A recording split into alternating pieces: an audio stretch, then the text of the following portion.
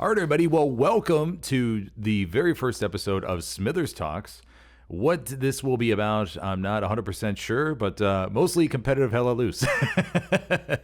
and Hell Let Loose, as far as the PC side, Caparzo and everybody over there has that covered on the console side, so we need a little love for the PC side. And I am joined for this very first episode by none other than Clownface from the very, very famous ESPT group, back-to-back seasonal champions. Welcome, Clownface. Thank you. Great intro. Thank you. But yeah, so the point of this, everybody, will be just talk about these various topics and Hell Let Loose and kind of give our opinions on what's all going on. And as we see there on our little list today, this is very informal, everybody. But we're rolling with a basic Excel file template. Just formatted. Just formatted, just freshly formatted. But I think it's going to be more than like a podcast sort of format. These will just help the topics we're gonna talk out here real quick, or well, over the next little bit of time. We're going to talk about the current tournaments on the PC side, maybe touch on the console scene a little bit. The Helios and ESPT. So I'm a member of Helios, and Clownface here is a member of ESPT, and talk about what the status is with those both teams, where we're headed. With just what's all going on. And then general talk, of course, and just blab on about what we would like to see changes as far as Hell Let Loose goes. And we'll see where that ends up going. And then fifth down there is, do we see money coming into Hell Let Loose? I know I've just seen a lot of comments lately about, in my videos, about, hey, do you all get paid for this? Who's the highest paid player? How much money is possibly can be made off of this game? And then some people saying, hey, it's hilarious that you guys are trying to make Hell Let Loose into an esport. So it's comments all over the board. But we're just going to talk about that and see what kind of just, I guess, the future may be with that. And then number 6 down there, other games that we are playing. And we'll wrap that up for this very, very first episode of SmithersTalks with Clownface. Here is my guest today. And of course, for future episodes, who knows, maybe part of that. It could be just me. It may be other people. We'll see how this all develops here. But anyway. Hey, man, you didn't sign that contract I offered you. So $3 million guaranteed. Your agent told me to go screw myself. So I was pretty shocked by that. I could get more.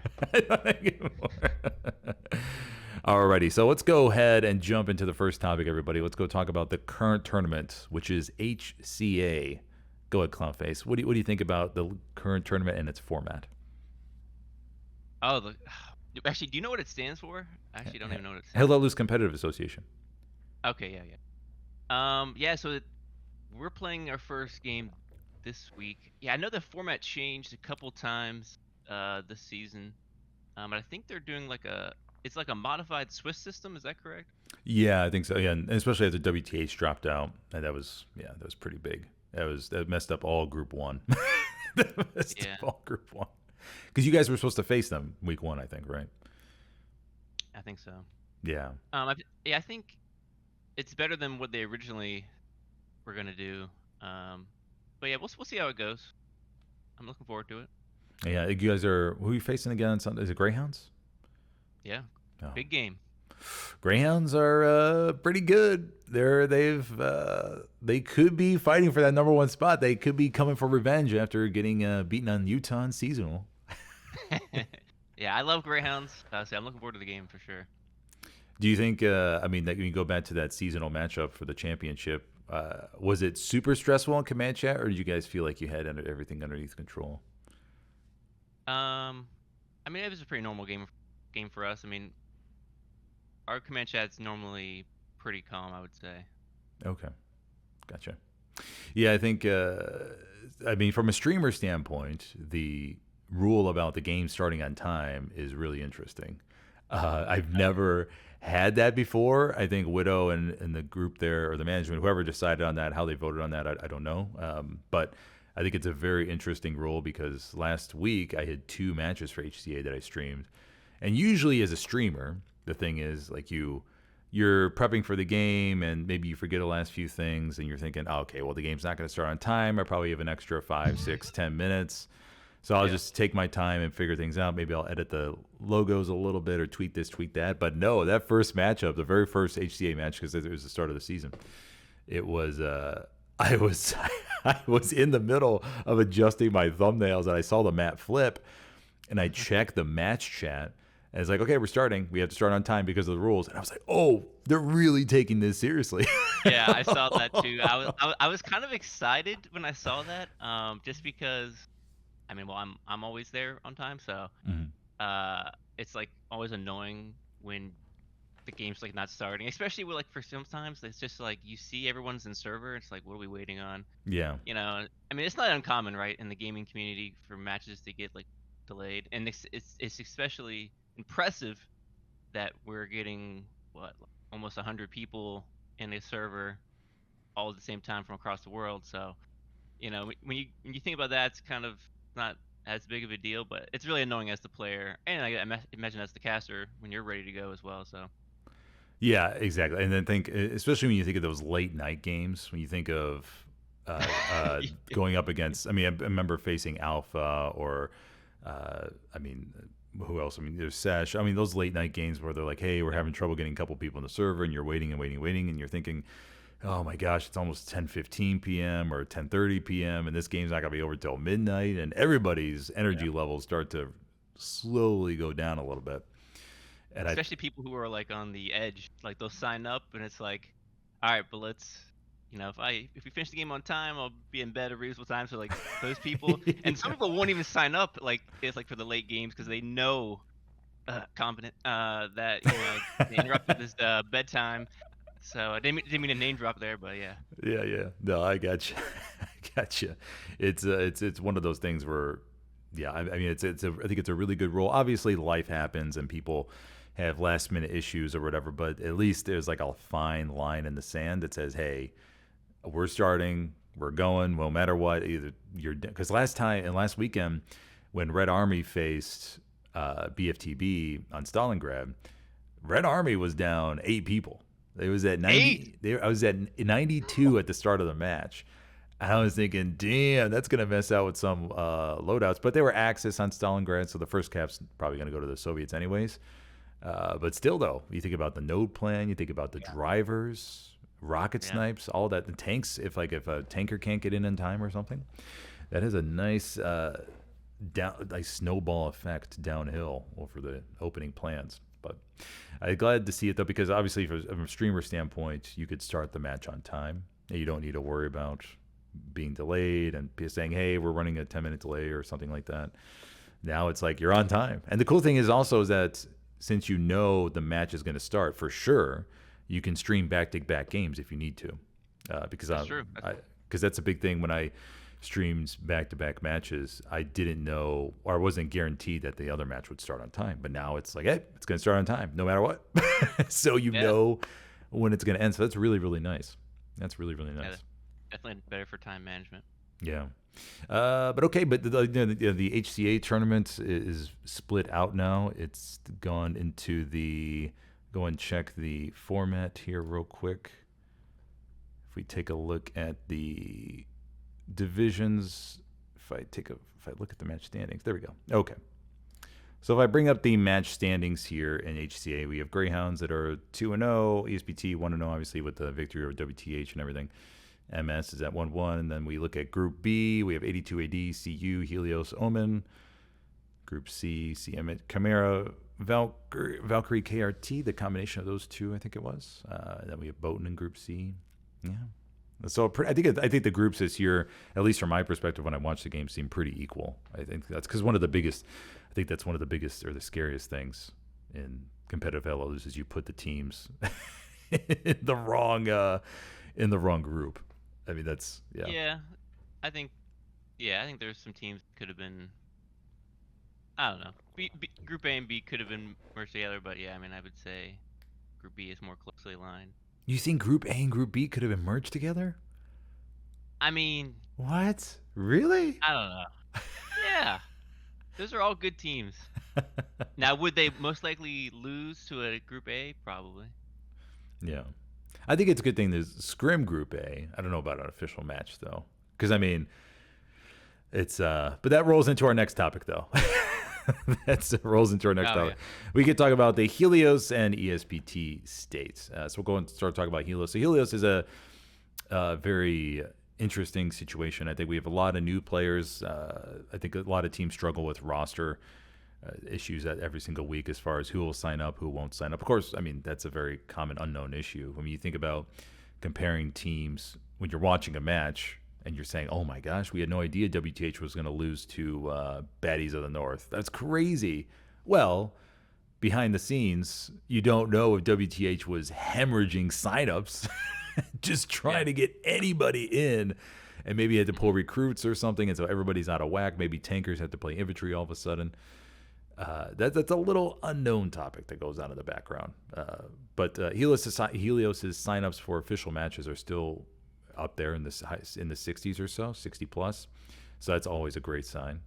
I think that kind of gives you, and then plus the overall status of responses. So I think the last weekend we had around 93, 94 total responses for the competitive signup, which is solid to see. How does ESPT, how many signups do you guys usually get now?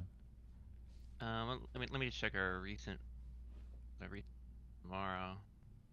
Yeah, I mean, I would say we're like a little bit less than you guys, but yeah, like we have like 53, 28 declines, 4 tentative. So yeah, we're pretty similar. But I mean, I will say that this is like one of the hardest months to play. Oh yeah, out of the year. The summertime always sees lower signups.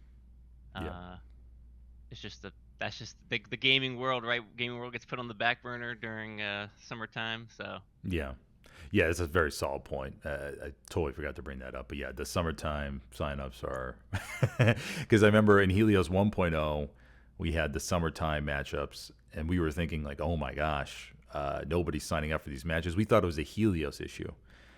That we were losing a whole bunch of people. We didn't take into account. I don't think we really thought too much. Like, hey, it's summertime, da da da da, and that's how it led into that initial folding into the line because we were so worried that hey, it's going to totally fall apart and come the first season and everything. But yeah, that's very solid point. Very solid point. It's interesting also that. Yeah, I mean, I don't know. I guess, but I just think of everyone as a gamer. But yeah, but everyone is different, and a lot of people do this just like on the weekend sometimes, so not everyone has the time. Mm-hmm. But I mean, even ESPT, I know we're bringing in a couple new guys, and I heard you mention that you're bringing in some new guys, so it's always good to hear that new players are coming in, joining teams. That's what we need. Yeah, 100%. Yeah, I mean, because obviously the situation of burnout with some players and management and stuff. Because I remember in Helios 1.0, there was a few of us responsible for pretty much everything, and it was taxing.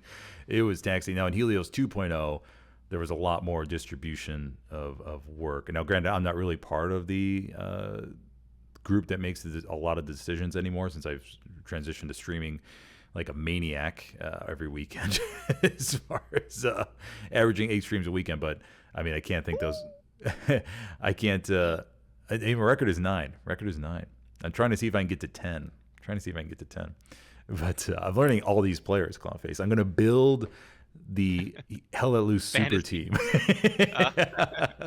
I'm gonna build them through my streams. I'm gonna collect all the stats and just that's my goal. But no, I think kudos to Helios, everybody there, and just managing the rosters and getting the matches, everything scheduled, because it's a lot of work in the background to make sure everything works and just to manage everything and manage people, of course, because there's always, I'm assuming ESPT has the same issues in their Discord. Somebody may have a really bad game and they're going to go off of the Discord on somebody else, then they're going to leave the Discord and then they'll think, oh, well, they left the Discord, and then they come back maybe a couple days later. Yeah, we don't have typically a whole lot of that. I mean, we try not to like talk about the game, especially like right after the game, like Gotcha. in terms of like downsides. Yeah. Like, obviously you want to give someone a kudo or something that they did good, or you want to self-reflect. That's typically what we do after the game, and then we'll talk about like what we could have done better a couple days later. But I mean, the matches. I mean, before the match there's always a lot going on.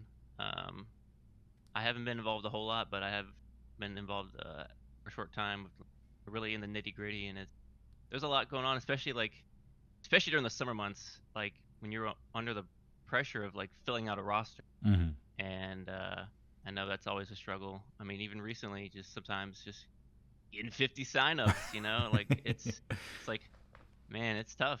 Yeah, yeah, it really is. Yeah, yeah, I think you bring up a good point about just talking about the good points after the game because I mean, people's adrenaline is sky high, is stressed. They were mad at themselves, and sometimes they lash out at others for not doing something. And that's a good point. For those newer teams out there, just to keep the immediate post game or chat at a bare minimum, because Yeah. you may say some stuff you don't really mean because you're tankers, if your tank got satcheled because no infantry was watching you because of this lapse in communication, you have to just Take some time, watch a couple of VODs that get posted. You know what I mean? So yeah, exactly. Because here's the thing when I'm streaming a match, if you never really know truly what's going on in the command chat as far as what they're communicating and what their overall plan is, because that's why I really don't judge too much on stream about what a team is doing. There's some times where I may say, hey, they could use some garrisons right here. They have a little bit of gap forming over there. But as far as player performance or tanker performance, you never really know what comms that they received because they can get an incorrect tank marker or something like that. So I try to avoid those player criticisms because I truly don't know as a streamer what they may know. Because I'm not going to say, oh, that tanker made a dumb play. I'm never going to say that. I'm never going to say that. There's a lot of information flowing in game, especially if you were in a SL role or tank commander. Anyone who's in command chat, you're potentially in 4 chat channels. I mean, maybe even for you, I know you guys use TeamSpeak. TeamSpeak. Do you use TeamSpeak and Discord, or I mean, tankers use Discord. They and TeamSpeak at the same time. Okay. So I think it's a lot of channels. Yeah, a lot of channels. Yeah, the advantage of TeamSpeak being that you can communicate to the entire team at one time. I see you do that. As Commander. Oh yeah, you see my VODs. Yeah. To make those all team calls.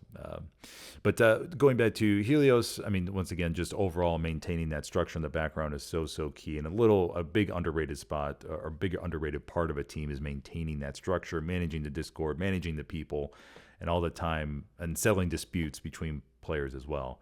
So that everybody that's watching and curious about the competitive LLU scene, that all goes around in the background. And then you see us on the stream actually. So that's there's the back end and then there's the front end. If you're a developer out there, if you know what I'm talking about, but the front end's always that shiny piece where it's wow, they got 49 people together and they're playing seamlessly. But the back end really, like 5 of those guys just like were pulled in last second. They have no idea what's going on. They're dropping supply boxes in the wrong queue for nodes. It's crazy. Yeah, exactly. Yeah, you hit the nail on the head right there. Exactly. Yeah, because on stream you look at the map and go, "Oh wow, everything looks perfect."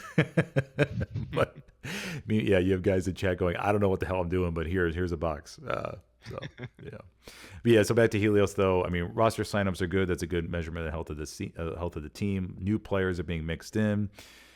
I think I'm glad that we got placed in Group B this year. I think it's more of I think the team looks more forward to having more equal opponents. I mean, especially that match against.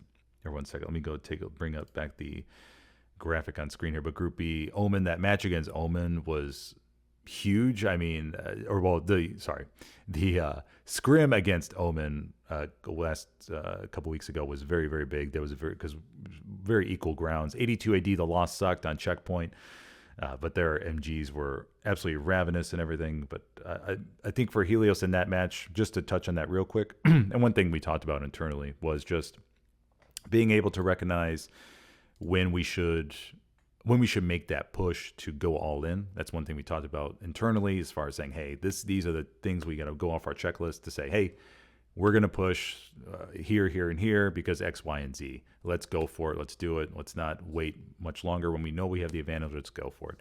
And what's the word you called? Oh, well, Balderdash is a little bit different. Yeah. Balderdash is a little bit different. That's when we have like a good, I mean, it's very unique, right? But because in the 82 AD game, it was more of a structured all in, where you're moving in from multiple parts. Balderdash is like, oh my gosh, we have an opportunity to go all in. Let's do it right now. Everybody redeploy. Let's go. Whereas in 82 game, we were trying to make a more structured push. So we don't have a covert for that. Okay. Well, maybe So it wasn't called in that game. Yeah, it wasn't called in that game. Yeah. Okay. But it was a very good match against 82 AD. It felt very, very equal. Some good backline shenanigans going on, which you'll see in my Commander POV, which I'll post shortly. But I think Helios Helios is in a very good state, and especially in the group that they're in for HCA, gives us some really solid matches to look forward to, knowing that we won't get just smoked out of the water. So I think that's, especially, it gives us the freedom to play some more newer players as well, and not rely strictly on veterans, and just to be like, hey, we need every experienced player we could possibly get. So that's also a good sign too.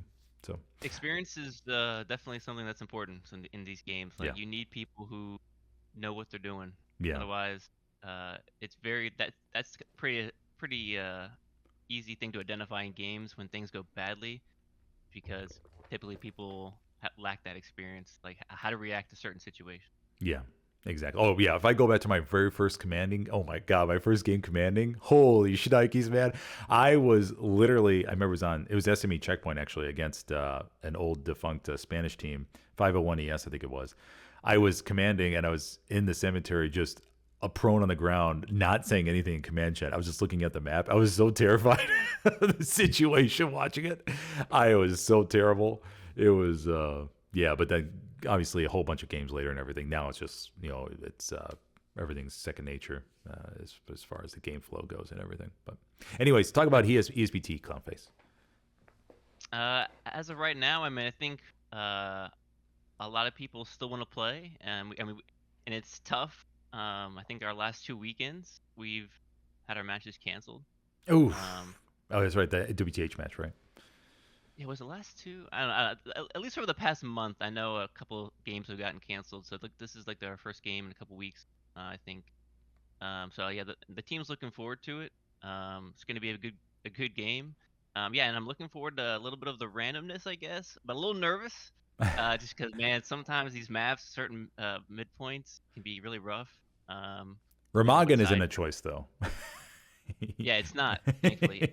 I don't know if you've ever played Remagen in a comp match, but I have, as infantry. It was the worst game I've ever played in HL ever. I can't believe people actually choose this stuff to play. I can't believe actually choose this stuff. It shouldn't even be a map in the game. Nice. But I think overall, like, we have some new guys, like I mentioned earlier, coming in, which is always good to see. And new guys like who are new coming up, like we recruit off the server or something. So like who are new to comp, and seeing that kind of enthusiasm, it kind of really like refreshes your enthusiasm for the game. Especially a lot of us have been playing. I mean you, me, and we probably have, I don't know, I would say probably close to 6,000 hours between the two of us. So, I mean, when you get up there, like, I mean, like for me, like pubs don't really like do it anymore. Like, I mean, if the boys are on, maybe I'll hop in. Like, we get a full squad, just for the the environment of hanging. But it's just not enjoyable for me. So it's really only comp matches that really like scratch the itch. So yeah, but it's good to see new people coming in, and they just bring that excitement, and the receptive to learning. Yeah, like you tell them something like, "Oh, I hadn't thought about that." Like, "Oh yeah, oh yeah, this is the way." This is the way. Yeah, that new player thrill of entering a comp match. I remember my first matches. It was like, oh my gosh, look at this new world, and there's communications, garrisons are going up, everything is flowing. Comp matches are great. I'll never forget when I was recruited. I was just playing on the server, and one of the guys, I think it was Shaka Zulu. Shaka Zulu. He talked to me like right as the game was ending. He was like, "Hey man, would you think about playing comp?" And I was, I had been approached before, but like I hadn't really given it much thought. And then he told me it's how the game is meant to be played. Oh yeah. And I thought about that, and I had just started playing the game like 2 months ago, right? So I was still like in that learning phase, and I was like, oh, so the game gets better. You know what I mean? So I was like, yeah, I'm in. Let's do this. Yeah. And like you get in that first comp match, and it's like, This is different, you know? Yeah, yeah, yeah, yeah. Yeah, and yeah, and then it just gets you, and it's like, okay, well, I'm in. Like, I want to keep doing this. I sign up like every weekend, you know what I Yeah, yeah, mean? yeah. I have a life, so Yeah. it's good. Yeah, there's always that tense moment where, and when you first start signing up for comp matches, where you're like, oh my god, I signed up, but am I going to get rostered? And then you wait for the roster to get published, and you're waiting and you're waiting, and it's like, oh my god, I got rostered. Yes, let's go. Yeah. Yeah. Yeah, and events, like, especially when I signed up, like when I first he's like, yeah, start signing up for these events, whatever gets posted. And I was like, I signed up, and I was like, am I gonna get rostered? And then it's like, well, when's the next event? Like, Yeah. when's it going down? Like, what kind of event is this? Who are we playing? You Yeah. know, it's just like a Yeah. lot. Yeah, it was yeah, those first signups are truly something else. And you find out you get rostered, it's like, okay, where am I playing? Okay, what are my roles? What do I got to do? And yeah, those are pretty cool. Those are pretty cool. So yeah, you're totally right in seeing that new player excitement adds like it's kind of like you have an old dog, right? And then you get a puppy, and the old dog's like, oh shit. Yeah, All right, I got some energy in me still. yeah. How did you get recruited? You remember? Yeah, I totally remember. It was Glow. So this was August or July 2022, I think it was. And yeah, so 3 years ago about now. Yeah, about 3 years ago. I think it was 2022 or 2021, not too sure. But anyways, I played on Glows a lot. I commanded a lot. I did a whole bunch of things. So I knew a lot of people on there already. And they asked me, a Glow joined my squad. He goes, hey, do you want to join our Discord? And I didn't know what Discord was. I had no idea what Discord was. I thought it was I didn't even know what it was. I was just like, Discord, I don't need to join it. I don't know what that is. And he goes, oh, you don't know what Discord is? And I go, well, it's like a chat thing or something like that. And so he was telling me about it and everything, and he sent me an invite. He goes, oh yeah, you just got to download Discord. So I went and downloaded Discord, and I joined. Glows was the first one I ever joined. And I joined that, and then Glow invited me to try out for the comp scene and stuff like that. So I went into the very first the G13 group, which was the Glows and Legion. So Legion, 13th Legion, I think it was at the time. I think it was. And Void. Right? Void was later. Void was later. Yeah. Oh, okay. It was first Glows and Legion. So we joined together, and I knew Wix a little bit from the matchups, and then I also knew Scooty. Then there was some other people I can't remember, but Wix definitely stands out because Wix has like just the best nature throughout the game. If you play with him a lot, you think sometimes that he hates your fucking guts, but then he's like, okay, hey, thanks, man. And he's just his inflection is just it's so perfect. It really is. It's I've played with him now for around 3 years, and so it's you learn a lot about just how to people's personalities and everything during the game. But I was gonna say, yeah. So, anyways, joined that group, and then I started playing G13, and then I loved it. I was like addicted. I mean, I was practicing freaking as soon as I got home from work every day. It was like, oh my god, I gotta practice. I gotta get ready for this weekend's group and stuff. Because once I had that addictive personality where it's like, as soon as I get really interested in something, I am all in. I mean, it was, and that's why I was really trying to practice everything. And then we moved on, obviously, to GXV and then Helios. So. But yeah, that was my intro to the competitive Helios scene. I think it was a scrim against. It was on SME Checkpoint. I go back to SME Checkpoint, but it was on SME Checkpoint. I don't remember who the enemy team was. Maybe it was.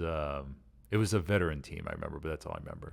But yeah, anyways, that was very first competitive experience. Memories. Yeah, memories. But yeah, okay, very good. All right, so moving on to the next topic here, HRL General Talk, changes we would like to see. I'll get started with one. From a streamer standpoint, I would love to see some type of stream position in matches. So I don't know how they would do it, but to be able to enter the server and enter a stream slot versus a squad or anything like that. So entering a stream position, and then you can have a hotkey to see or switch from both sides. So you see Axis perspective, then go back to allies, and I think that'd be unbelievable for the game's streaming advancement. And then plus it would allow also more streamers in a match too. So you can, instead of 2, you can have 3 or 4 or 5 or 6 if you can add that in there. Now, granted, I know that would mess with the server, spot logic, and probably something like that. I don't know the technical side of things, but I'm talking pie in the sky stuff. From a streamer standpoint, I'll start off with that one. Turn over to you, Clownface, though. What would you like to see? Yeah. Well, piggyback a little bit off yours, I would say yeah, that's a great idea, and also especially for like map views, if the maps were overlaid, so you can see both sides, red, the red Oh. and the blue, on the Hmm. same map. I mean, like we get creative here in the Helios community, like doing like like mashing them together via Discord Yeah. pictures or something. But yeah, that'd be nice to see. Yeah, if they had like a dedicated streamer role. Man, changes. There are so many. There was so many. I mean, well, I'll just start listing off a couple, and you can kind of give me your thoughts on them. Initially on flares, man, I didn't have a problem with them, right? I thought it was kind of like a cool tool to use, but now I don't know. Now I'm a little bit older, and now I'm a little older, and Now I'm a little bit older, kiddos, I don't know. I kind of like the fact that the game could be harder, I guess. So more of a challenge, and I think flares kind of make the game like a little bit too easy with the amount of information you get, right? Especially from I know, like, man, my defense guys are about to hate me right now. But like especially on defense, right? Like I think really getting into the back line, I'll call it my boy U.S. Ranger. He's really playing. Every team's got their guy who works their way in the back line, and man, it's like almost impossible if the team is on defense, is active, calling for flares, like doing like their recon stuff. So it really makes that job almost impossible, I would say, or impossible just to really. I mean, unless they just get lazy, hmm especially on the front line, it's annoying just getting spammed. Yeah. Especially with the brightness that got changed. I mean, that's like a separate issue, but yeah, I don't know. I think I think to compensate, they could maybe buff the recon plane, but just give that more power to the commander. I mean, yeah, you know me, we're both commanders, so being able to get more power to the commander, that would be. And then I would also, I guess, like to see some changes to Gary's. I think that would really change it up from. I mean, Oh, what kind of new changes? player. What kind of changes? I'm just curious. Yeah. So, for example, I think shortening the distance, the minimum distance. I mean, dude, I think even like, I mean, obviously maybe like 25 meters. I think would be cool. I think any change, any reduction What would do you be great. wait? What do you mean exactly? You mean locking it or? No. So the build minimum. So like the distance. So Oh, like okay, 200 meters, right? So gotcha. I think the game, man, especially the way the maps are designed, there's like just spots are like so obvious. We build them in the same spot, every time, and then I remember when I was playing Commander a lot on pubs. I mean, I can't do it anymore, man. It's too much. But like it was cool like trying to find new spots, and then you kind of get into the rhythm of like, okay, well, I can't place that one there because then I won't have this one, and then there's nothing close to hard cap. There's just not a lot of creativity, I guess, is what I'm getting at, and Yeah. I would just like more freedom to create more like cool, Gary networks, because like that really honestly dictates the game. I mean, if you have a bad Gary network, you lose one Gary, and then you just get capped, and then you get, if the recon's already on your next point, you get chain capped, the game's over. You know what I mean? So it's like it completely dictates how the game's. Yeah, that's a very very solid point. I mean, I can't. Yeah, I mean, because you think of maps like Utah. If you're opening on Utah Win 7 as Axis, you and I could probably come up with the Gary network in 5 seconds. We could, What else can you do? yeah, There's yeah, nothing else. yeah. That's 100%. I mean, that would be able to mix it up a lot. I think, yeah, just to lower that distance, get those garrisons in much more. Just the randomness needs to increase, like you mentioned, and because obviously teams with rocket snipes from long. I can't tell you how many times in Helios command chat it's like so and so is working on rocket sniping the enemy garrisons. Okay, they got one. Oh, they got two. Oh, they got three. Because it's like we know where they're gonna be. Like there's maybe a little bit of space around it, maybe like a 10-meter, 5-meter variance or something. But besides that, you're most likely going to hit it. And then you touch on flares, man. Oh my God. Yeah, flares there needs to be a cost to them. Because like you said, just constant spamming on the front line, man. It's like, it's like almost having, if you play Hearts of Iron, it's almost as if you have Fog of War taken off in a way. Yeah.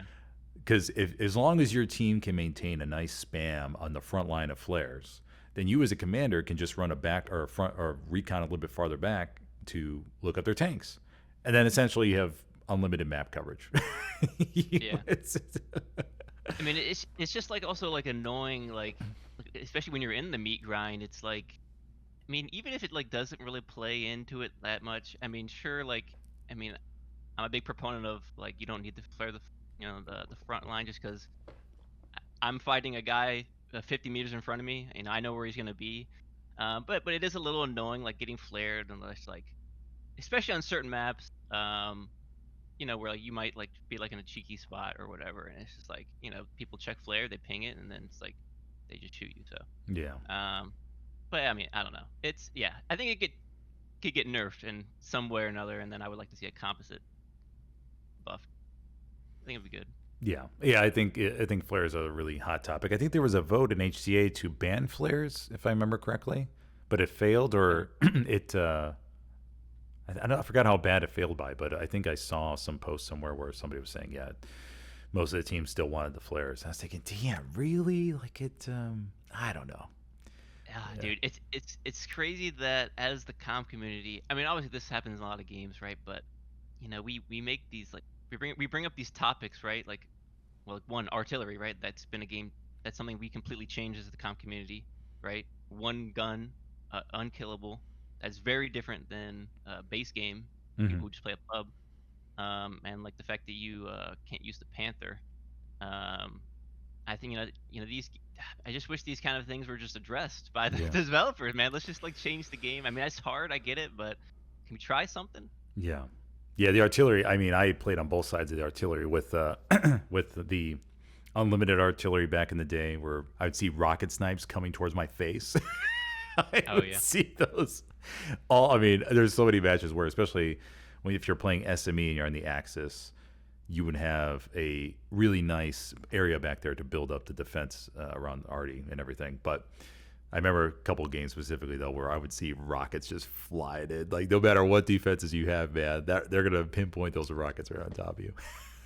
Dude, the 3 Artie meta, I played a good bit in that. And, man, yeah, it was brutal. Like, especially, I mean, obviously it sucks getting killed by Artie, like, even now. But, like, back then, I mean, you knew like every lane, right? Because there's typically like 3 lanes, I would say, like 3 different like squads that are fighting 3 different squads in general, right?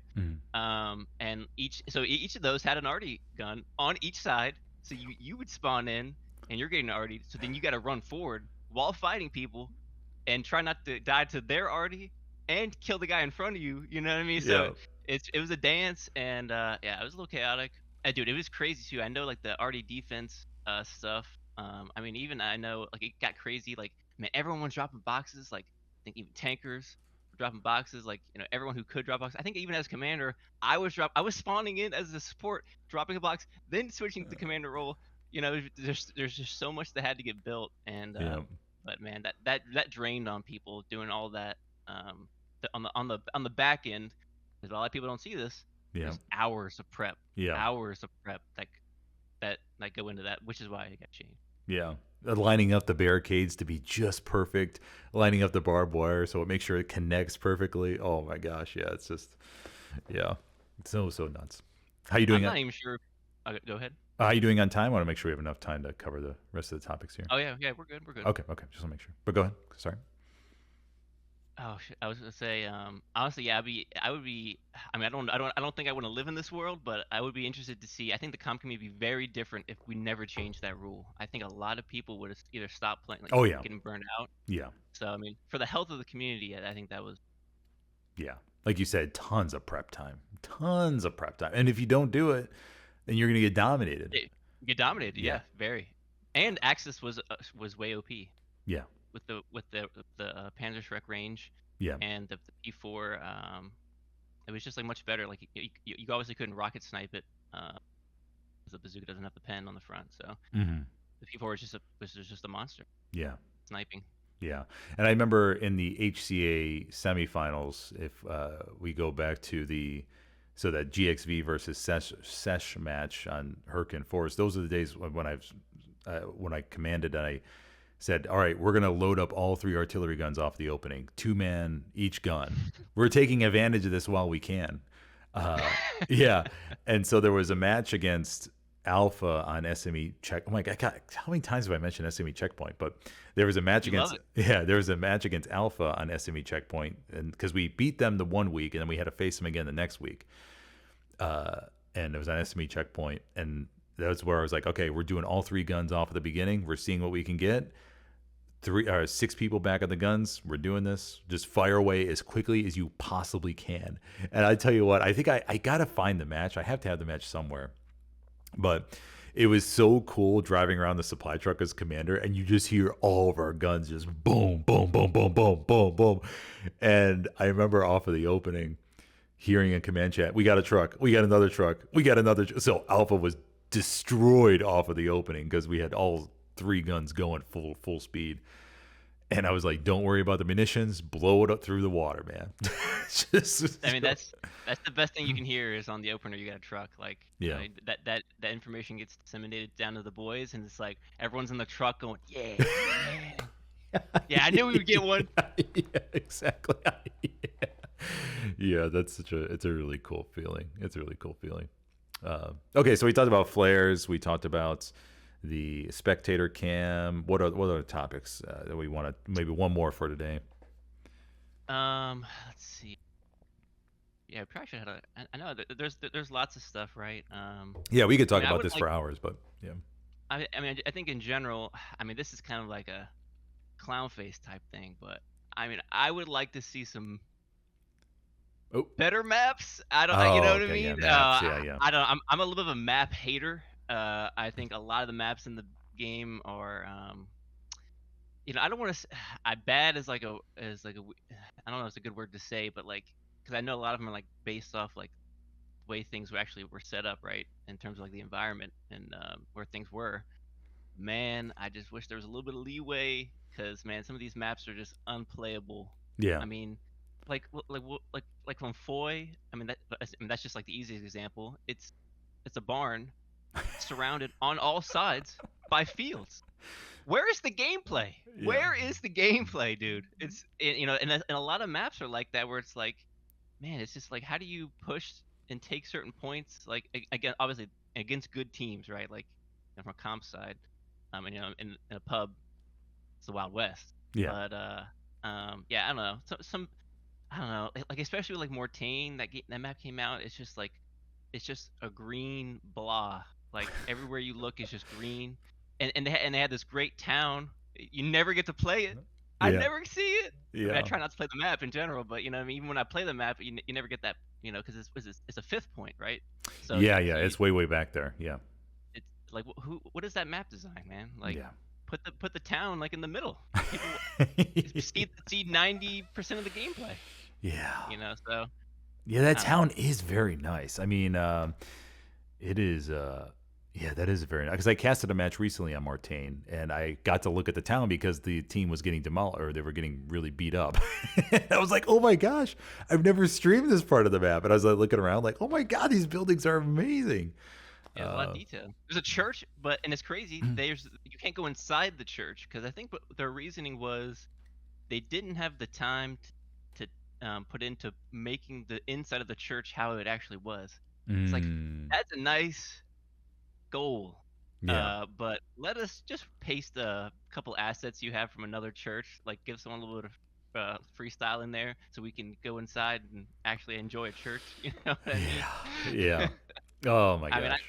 mean, it's tough. At least for me, like it's man, it's so many maps. Like I don't know about you, but like you guys have a rotation on your server, right? You guys run a server? I Helios, don't think we have a official public server anymore. No, we oh, did you have gotta it get for a server, man. we did have it for a little bit, but then it's like struggle with the seating and everything. We had seating agreements, and I don't think those really panned out. And so I think we just I mean we just play on everybody else's server. I think at the moment. So Yeah, I mean, dude, having a server is really important. I mean we have servers for like the practice and stuff, but we don't have No, I know, but like a public server. Yeah. But I mean, yeah, for example, I was just gonna give an example that you know we have like a rotation. You know, we put like some of like the most popular maps, it like multiple times in the rotation, for example. and then we vote on other maps. I would say the more specialized, unpopular maps, those get voted on I think it's a weekly basis on what so you might see a Mortain come in one week, and then next Mm. week it's a an LLMA sampling, Okay. um, so which is great for me because I'll be honest, I never vote. All the maps I want to play are already in the rotation, and if I just have to deal with the random one that just gets added. So uh, I don't know. I'm just, yeah, like I said, I think all maps are most maps are bad, and some are really bad. From a gameplay perspective, obviously the art design, everything like that is like beautiful, right? But Mhm. I just wish there was more gameplay. And then I'll just throw on a little spicy thing here at the end. I'll give it back to you. Is custom maps, or even custom layers. Like Squad has the ability to manipulate how the objectives are on the map, like where they're placed. I mean, Mm. man, that would just open up so much community. Oh, Uh, that's a very solid point. Not yeah, because the maps, I'm assuming Helios, the developers want to keep. Yeah, there's no custom map tool. There's nothing like that, like you see in a lot of other maps or games. But I think they want to preserve that historical accuracy with their map loadout. So I think that's why they haven't developed or sent out like, hey, here's a map tool that you can create, and competitive Helios especially, you guys can come up with all that and do whatever you like. But I think more along your lines with the objective, that would be super, super awesome. yeah. Because let's take a thing like, let's see, what would be one of the most obvious example? Oh, okay, let's take Foy West Bend. So that axis, 100% off the opening. The border is right here, and then the strong point's right there. I mean, it's like literally a couple inches away or a couple feet away. What were they thinking? I don't know. Yeah, and then if you were able to move that strong point, let's say down into the forest a little bit more, so now you have this bloodbath amongst the trees to Yeah. get anywhere. That would be interesting. SME has a lot of opportunity. I feel like if you take SME allies and let's say you get the church as the point, then imagine shifting that kind of like they did in skirmish mode. So Yeah, I it's was gonna say, yeah, yeah. like they changed your skirmish mode. It's much more balanced. Yeah, it's down there to the southwest of the church, so you can fight amongst the alleyways and stuff. And the church is still kind of important, but not as important as it was in warfare mode. So yeah, that would be a very solid tool. Man, that'd be awesome. Hopefully they hear this, Yeah. and they're like, "Oh my gosh, why didn't you guys just ask before?" I've been here the whole time. Yeah, I've been here the whole time. Yeah, but no, that's a very, very good one. Okay, so let's move on to number 5, shall we? Do we see money coming into the Hell Let Loose competitive scene? Right now, there are sponsorships. So, for example, Kwanzaa out there, big server hosts, they have provided a whole bunch of servers to various competitive tournaments for pretty much, I think, free of charge. Just that you advertise their name, obviously, in in your whatever the tournament is, and maybe in the overlay or whatever they have. But that, as far as I know, the biggest thing that when it comes to like money entering the scene. Now, I'll state my opinion on this. I'll let you chime in, Clownface. But I think, if from my perspective, and what I've heard from other conversations as well, taking their opinions in, but how this would work, because as opposed to games like CS, where you have really small teams and you can give the money to 5 or 6 people, in Hell Let Loose, you have a lot more people. There's a lot more.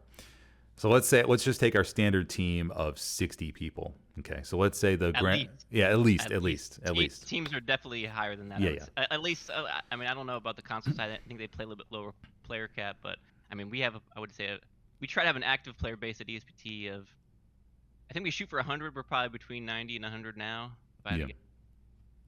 Yeah, I think, or well, you have, let's say you have standard base team is, let's say 60, just to be super conservative here. Well, I mean, I guess a super pie in the sky. We'll go with that. But let's say you have that size team, and the grand prize for a tournament, let's say, is $10,000. Okay, so you divide 10,000 divided by, let's go with 100. So it'll just be $100 per person or whatever that may be. So it's like, oh, okay, well, I got some money, and okay, that's cool. But does that have the same impact, obviously, as a smaller team, the money distribution? No, not really. But I think how this could work would be that you have, let's say, that $10,000 prize for the first place team, and then that money gets given to the team, essentially, from the tournament, and they can figure out what they want to do with it exactly. Now, granted, I know for a fact that this would cause some ruckus in the chat and the team as far as like who gets what, and oh my gosh, how did this person get that much and I only got this much? I don't even want to go. I don't even know. I don't even know what that would cause. But I think that would possibly be the first. That's the first idea that sort of comes to mind when it comes to giving a team or having a cash prize for a Hell Let Loose match. Now, granted, you could look at it the other way and say, well, let's just do 18s to start. And we'll give money to the 18s and then distribute that way. And then we'll build up from there and see what kind of traction this gets. Because obviously that would just be pretty much infantry or whatever. I think it wouldn't be any tanks or anything. So there would be obviously some players excluded. But let me know what you think on that. I'll just start off with that. What do you think? Yeah, so it's a crazy concept. Yeah, I mean, obviously it's really dependent on somebody coming in and they would have to be a really rich Hell Let Loose enjoyer. Yeah, exactly. And yeah, I mean, I think, well, yeah, I don't think it would be good. I mean, I'll just say that, just because I think I don't want to say teams cheat, okay? But there's definitely been stuff that's happened, right? Like, whether they intend to do it or not, like whether you're playing in illegal spots or I mean, like we've even seen DDoSing, Yeah. so it's just like there's lots of stuff, or abusing a mechanic of some kind, and this man, I just think that like it's or like spawning a tank. I mean, there's so many things, right? Killing an arty guy, like so then like these when money's on the line, it just changes like people's change, right? So you know. You know what I mean? So if you kind of get where I'm getting, like I think people, I'm not saying people would abuse that more, but I think that would be like, have to get looked at like a different way. Like what are the repercussions if someone does that? Like, are they, like on a money side, like are they just ejected from the tournament? Because like, like I mean, I'll just throw out an example. Like I don't know, like for example, we on the LL and main TL match seasonal 2 seasons ago. Oh, everybody remembers this one. Yeah. Yeah, I think we I forget how it started. I think it was a strafe from the My memory's a commander. little bit hazy. A strafe killed the arty guy, then a tank splashed him, and then our private Crims Kyle, he sniped him from like with the bolt action with the iron sights from like so I mean there's a lot of they're pushed back to their 5th point. Obviously, we had them boxed, but yeah, I mean, like we forfeited that match, right? Because we just figured that was the easiest thing to do. But I mean, I don't think we would have forfeited that match. Money was on the line. You know what I mean? So I'm just saying, like, that changes people's perspective, right?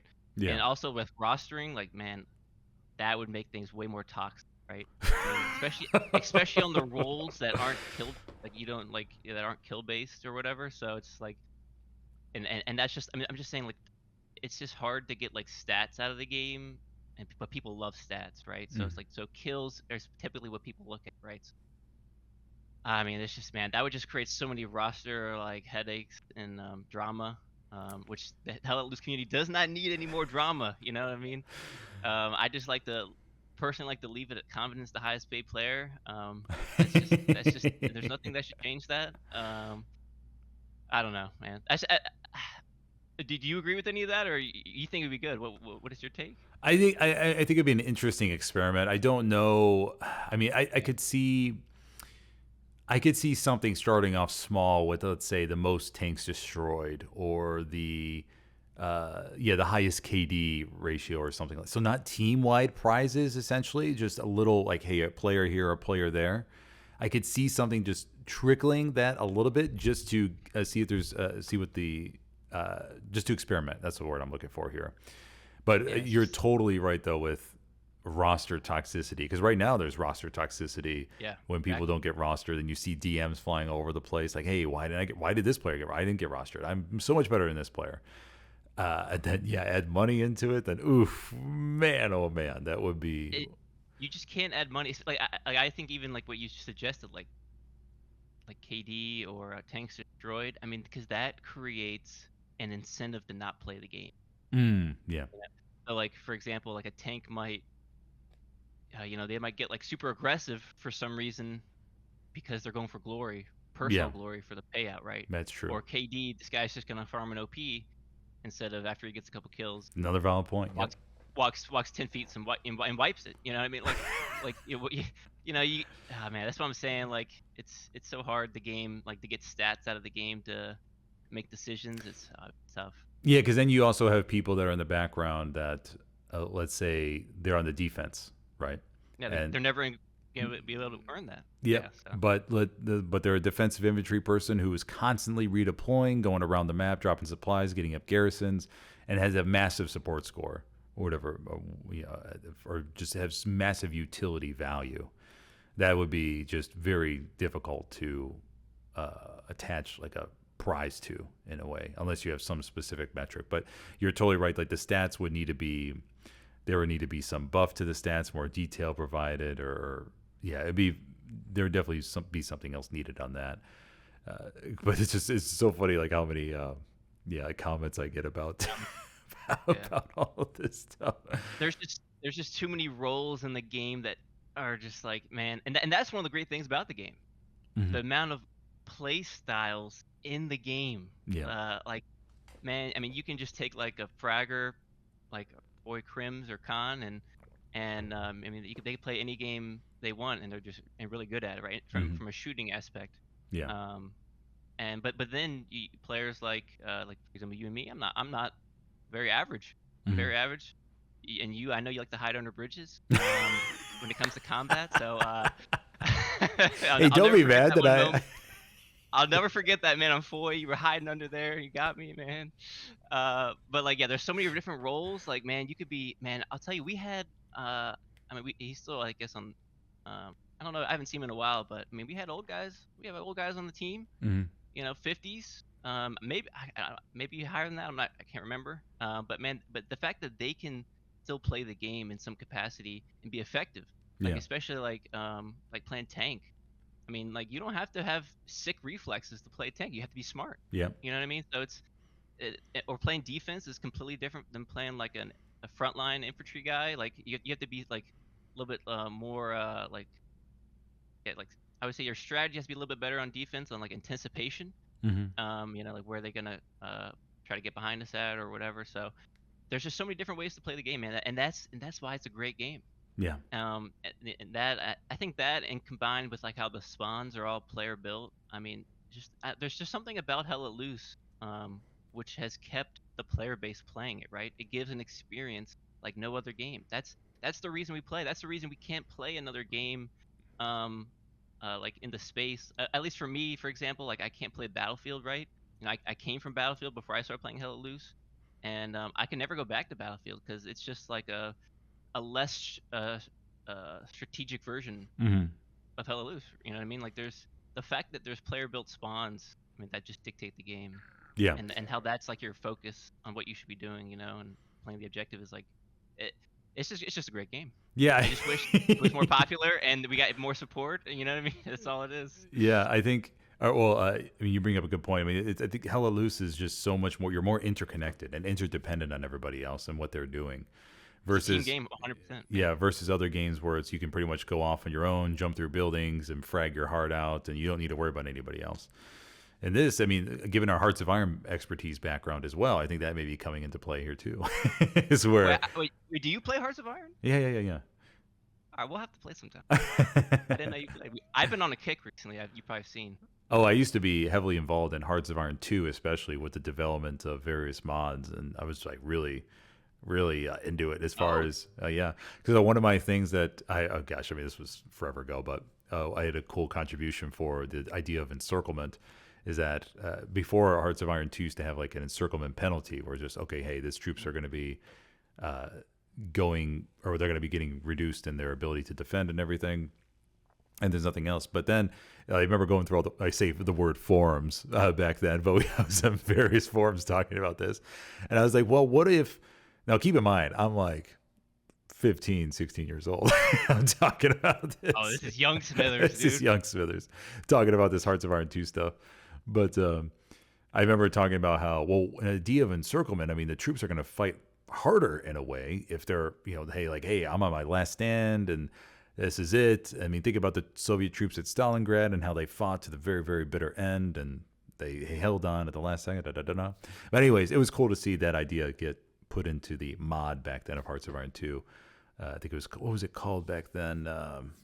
It wasn't Black Ice. It was another mod. But anyways, Stony Road, I think it was. Stony Road, if I remember. That's awesome. Yeah, but anyways, there's a cool little part about Hearts of Iron. But anyways, I think that Hearts of Iron part comes over into enjoying Helios as commander, because you're like, oh my gosh, everybody's moving throughout the map. Maybe we need to shift here. Maybe we need to shift here. How's our backline look and everything? So yeah, it's a lot of fun. It's funny, for a while there, I was like kind of rotating between like 3 games. It was like Hell Let Loose, Company Heroes, and Hearts of Iron. So I was playing a World War II game in some fashion, and it was just dependent on what level of I wanted to play. Did I want to play a boots on the ground guy? I want to play like a company commander, or like a grand strategist leader. So it was just I went through a phase. I mean, I'm still kind of playing a lot of. Yeah, I think it's pretty. Yeah, there's a lot of potential with this. I think it's as far. But going back to the topic though, do we see money? I mean, it's kind of like a big what if now, and how that would be awarded. It would either start off in a very, very small group of saying, hey, submit.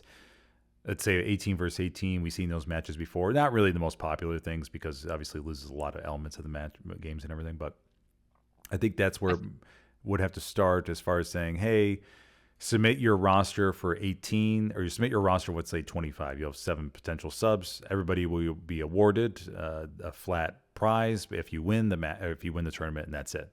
Just straightforward. Everyone gets the same amount. If you play, if you don't play, it's whatever you agree to these rules, and that's it. And then you move on from there to see how it works out.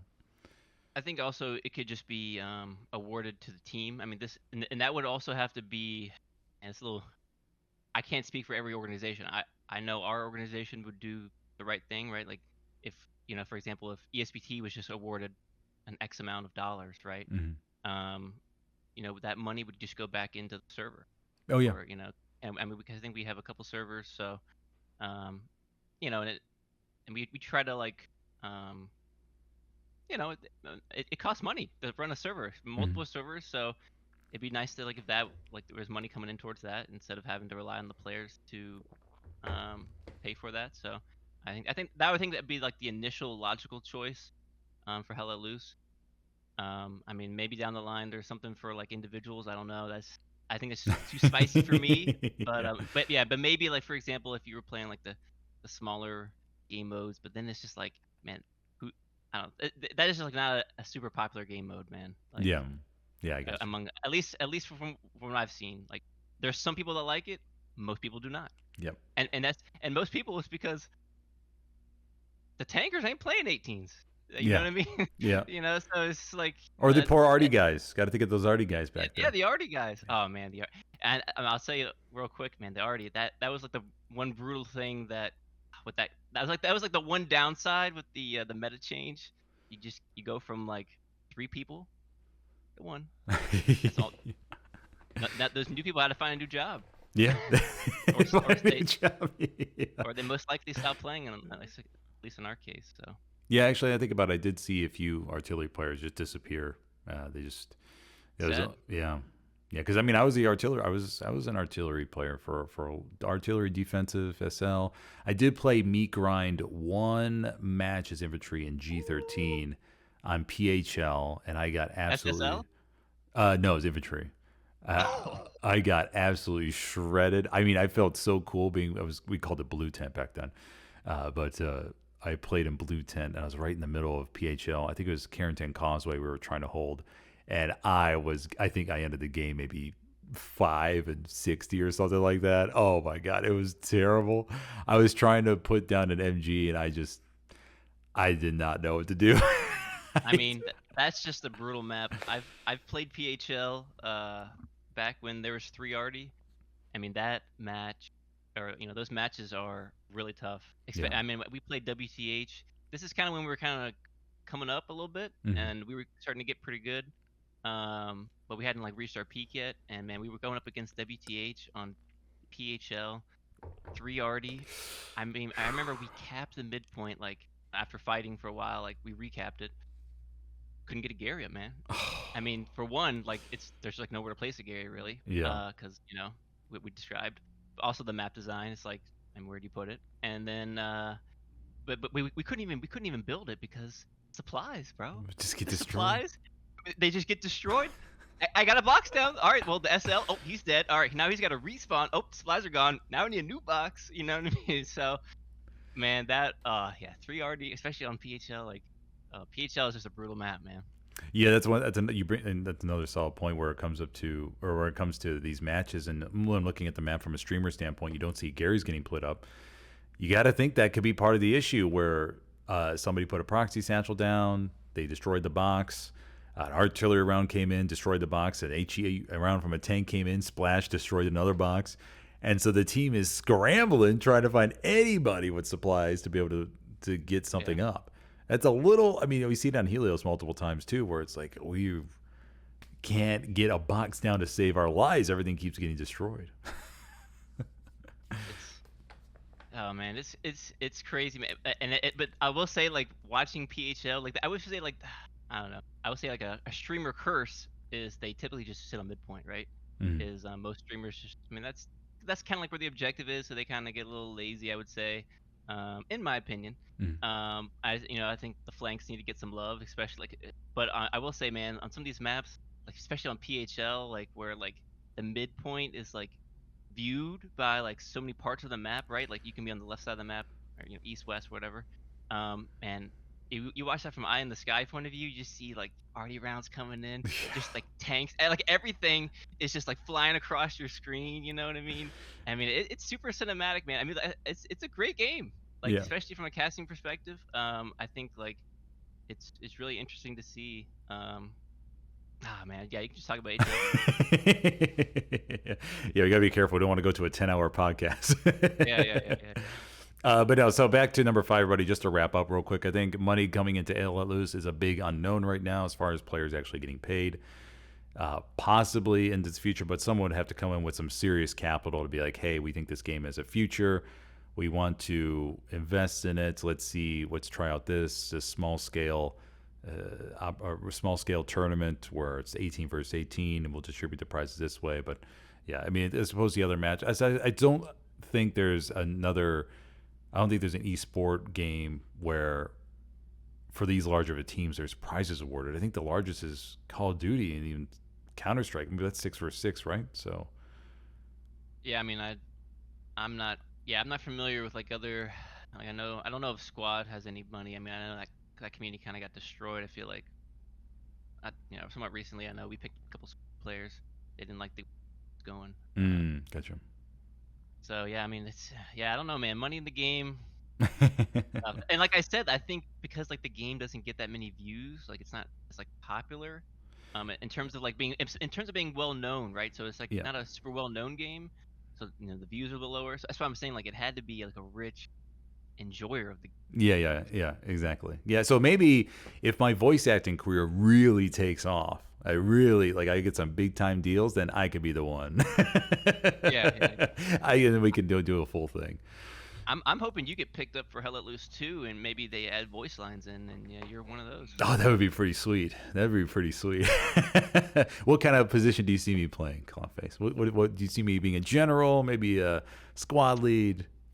Yeah, I mean, I think, yeah, you would definitely be like a squad leader or a commander voice line. So the way I'm thinking about it is, have you ever played Insurgency Sandstorm? No, I haven't. So in that game, you play with other people, right? But the everyone's player models just be yapping. So like they just release voice lines uh just randomly. So like for example, if they're getting shot at, like in game you'll hear like a voice line play like, I'm getting shot, fuck these guys or something, something like that, right? So like there's it, and that kind of just really like helps for like the immersion. Oh you yeah, know you're yeah, not hearing you're not hearing like a 16-year-old with a squeaky voice. I mean, like, obviously he could still talk if he wanted to, right? But then it comes over like in a radio muffled voice, so it kind of makes him sound more badass. yeah, yeah. But like, that immersion, man, like like in-game voice lines. I don't know. I don't know if it would have a place in Hell Let Loose, but I mean that's just a cool element I see of like voice acting well done in the game. Yeah, that's yeah, that'd be pretty solid. Because especially when you're, uh, I mean, being commander too, you can have some pretty cool voice lines. Like you could see the commander running. Let's say there's troops along a hedge or something like that, and they're staying behind the hedge. The commander could run by and be like, "We got to get moving" or something like that. I think Yeah, that'd yeah, be yeah. that'd be kind of interesting. Stay But focused. stay focused, yeah, stay focused, yeah. Yeah. Okay, so real quick, wrapping up number 5. We don't know. We're trying. If anybody has ideas in the comments or games that could be similar, go ahead and drop that below. And just super curious what everybody's else thoughts are, because it's a very interesting, especially for these larger team games where we see these big matches. They could be super interesting. Okay, so let's move on to number 6 and wrap this all up. So other games that we are playing, I'll start off with this. I've been trying to get into. What is it? Broken Arrow. Yeah, Broken Arrow a little bit. Have played a couple games so far. It is it's kind of interesting. Gives me Company of Heroes vibes, except for on a modern scale. A little bit difficult for me right now to keep track of everything, but I want to play it some more. I want to play it some more, and I want to really see if I can master because it's a whole new skill. It's a whole new situation where you're trying to figure out which units are good against other units. And I sent a bunch of the other day I sent a bunch of F-16s against helicopters, and it didn't work out that well. So I don't know I don't know all these different military aircraft types. I imagine veterans out there are enjoying the hell out of the game, but from my standpoint, I don't understand which I should put against which so far. So that'll take some time studying. But go ahead, Clownface. Have you played it? So I have not played. I've watched some gameplay. Yeah, I'm still like on the fence. I'm not sure because there's games out that are out for this that are like this game. I forget what there's like Steel Division. That's like Oh, the World War II version. mhm. And I think yeah, there's like a Cold War one. I forget what it's called. I don't know. The gameplay, I guess, is just like a little bit. I don't know if it's like too like zoomed out. Like you're not like in touch with like your units as much. I guess like that's kind of like where Company Heroes kind of like is that little bit of a little bit closer to the ground, and I feel like infantry is a little bit more important in Company Heroes compared to like Broken Arrow style games. Mhm. I'm still interested. I'm watching it. I watched, and it's funny. It's funny you say that. I watched some gameplay. I was watching the guy, and he like I forget what he did. He like sent like he sent like a plane in or something, and then he just got taken out by this thing, and he like zoomed in on it, clicked on it. I was like, what is this thing? I didn't even know this thing like counters my thing. So it's like you got like the learning. That's just like a challenging part of the game, especially when you don't like know the other mechanics. Like Yep. uh, there seem to be a couple of different mechanics in the game that are like I don't understand how that work, like with targeting and stuff. So it's interesting. Yeah, it's a cool game. I mean, for me though, I think I've been playing recently. Yeah, I mean, I've been on a Hearts of Iron kick. I picked up a couple of the DLCs recently. I played it off and on the past, 6 years or something like that, probably. Mhm. Maybe not that long, but something like that. And uh, a lot of the boys there's like a joke right now where like I'm turning into like a Hearts of Iron community, 'cause we've been regularly been able to get like at least 4 to 6 players on. Oh no shit. Yeah, playing some matches. So I mean, that's what I'm saying, man. We'll have to get you in. Yeah, What it's countries? just What countries do you all choose? oh, I mean, we play them all. Oh, okay. Yeah, I mean, it just kind of depends. I mean, like I'll just throw out U.S. Ranger. He is widely known as a Portugal enjoyer. Portugal enjoyer. Yeah, Wow. yeah. What does he And do as Portugal? It's so. I mean, what kind of strategy have you seen him do? so there's a like a monarchist path where you get to take over basically Brazil, right? Oh, okay. There's that lineage there in the Yep, yep. history. That makes Portugal pretty strong. But recently he's been enjoying Belgium. So Belgium. Yeah, he's one of those guys, man. He finds a country and he like likes to perfect it, and just get really good at it. So which I respect. I'm a little bit of a variety enjoyer. I like to play like all the countries, right? Um, I'm also a naval enjoyer, so I typically like if I can play a country that's got some naval power. I like that because man, not having navy sucks in terms of like getting around, like trying to take over certain areas. So also been playing a little bit of Rematch. I don't know if you've seen that game. It's like a soccer inspired game. It's I would say akin to Rocket League in terms Mm. of like I want to say sort of like play style, but like kind of like an arena style, like short form game, right? The game's really quick, like 6 minutes or something like that. Um, but yeah, it's like a 3v3 up to 5v5, just like soccer-esque style game. You control one guy, so that's been really that's been like a nice little change of pace, right, from like playing a lot of war games. That's kind of like a little bit different. Okay, gotcha. Yeah, I'm curious. Like for U.S. Ranger and plays Belgium, uh, how does he survive the Axis? What is this? So Because it's so he what he does is he takes over all of the Benelux, right? So he gets the Netherlands and Luxembourg, and then he is able to core all that territory, which makes him a little more powerful, right? Not super powerful, but enough to hold his territory. And then he's usually able to hold against Germany, uh, and then also he gets some cores on France. You're familiar with coring, right? oh Like yeah, the yeah, yeah, yeah. same. Yeah, yeah, okay, yeah. So yeah, so he eventually gets to be pretty strong, and he's resilient. That guy. Okay, gotcha. That'd be interesting to see. Yeah. Nice. Yeah. Okay. Cool. So I've just had time to look into Broken Arrow so far, but I want to start getting back into GTA actually. Oh, Yeah, I role want. play?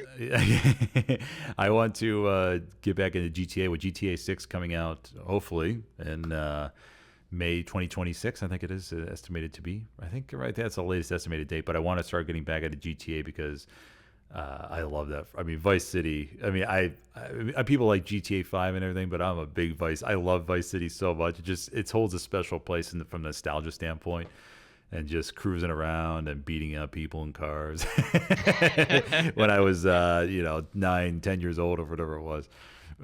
But I think I'm going to do a little bit of series on my channel for GTA only and see if anybody see what people like and everything. But I think I'll have a little bit of GTA section to get back into that a little bit just to prep myself for GTA 6 and see. Because obviously I've been waiting for this game for 10 years or something like that. Dude, yeah. Oh, They keep you waiting. I know it's like one of those things. It's like, what are they putting together in this thing? But yes, I think I'll be doing a little bit of GTA, a little bit of chronological GTA. Maybe I'll start at GTA 1. I don't know, just for the hell of it, just to see what it was. Obviously, I haven't played that in many, many, many, many years, but just get a flashback in time, just see what all the graphics and everything come out to be. But were you?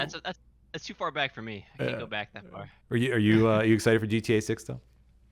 Oh man, dude, I wish I was. I'm just not like an RPG Okay, guy, gotcha. Okay. I don't know. There's something about like those kind of games, like I just don't enjoy. I guess I enjoy role playing when it's I guess around other people. You Yeah. know what I mean? Like that's kind of like fun. But I don't enjoy like the choosing your own destiny. I wish I was. You know what I mean? Like I wish I was like Yeah. there's so many great RPGs out, right?